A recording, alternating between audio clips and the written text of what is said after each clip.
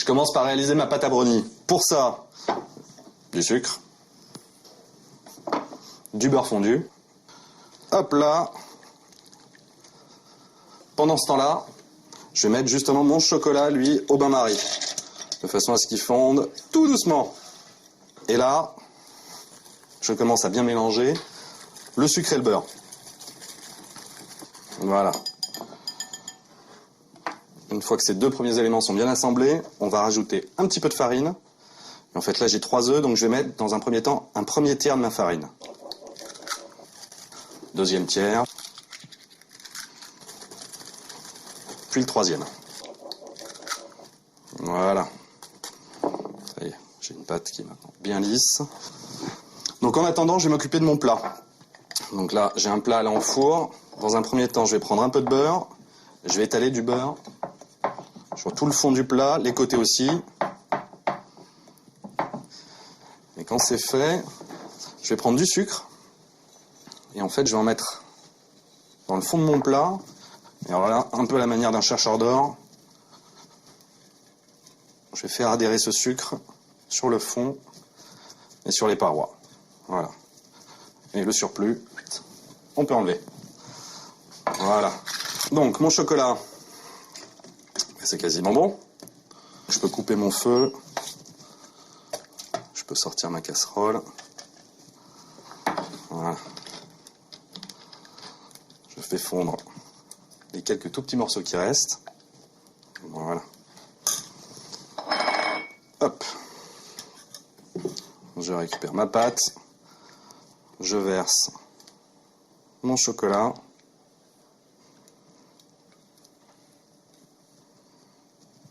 Voilà, on va laisser quand même un tout petit peu dans la casserole pour ceux qui auraient envie de lécher.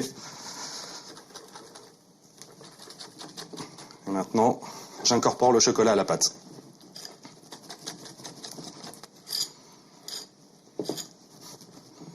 Voilà. Je vais récupérer ma maryse. Je peux verser ma pâte dans mon plat.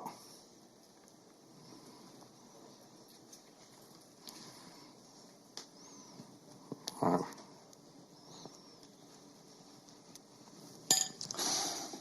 Et là, je vais pouvoir enfourner. On va partir pour, allez, 16 minutes. Voilà, mon brownie est cuit. Enfin, cuit selon moi, c'est-à-dire que voilà, si je le secoue, ça bouge légèrement. Donc il n'est pas entièrement pris au centre. Et si je pique avec un couteau, voilà, j'ai de la pâte qui reste sur le couteau.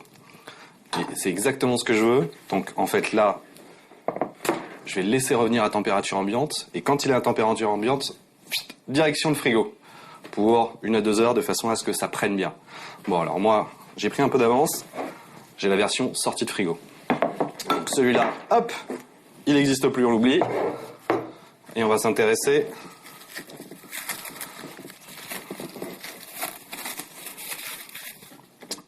à celui-là. Donc il est bien dur maintenant. Je vais le découper. Alors, on va faire une bande comme ça. On va voir si je peux la démouler facilement. Ça y est, ma bande commence à se démouler. Je la récupère entièrement. Super. Donc pourquoi je ne l'ai pas cuit entièrement? Parce que je voulais qu'il y ait encore de l'humidité. On le voit là. Ce que je vous ai dit tout à l'heure, c'est pané à la crêpe dentelle. Donc pour que la crêpe dentelle tienne, il faut forcément que j'ai encore cette humidité. Donc je vais couper les extrémités qui, elles, sont vraiment gâteaux. Et là, je vais réaliser des cubes dans un sens, dans l'autre. Alors, j'ai parlé de crêpe dentelle. Ces crêpes dentelle, il faut que ça soit une panure. Le plus simple, c'est ça. Voilà, on écrase directement dans le papier. On n'a plus qu'à récupérer notre panure de crêpe dentelle. Et là, la dernière étape, je récupère mes cubes et je fais adhérer la crêpe dentelle en dessous et tout autour.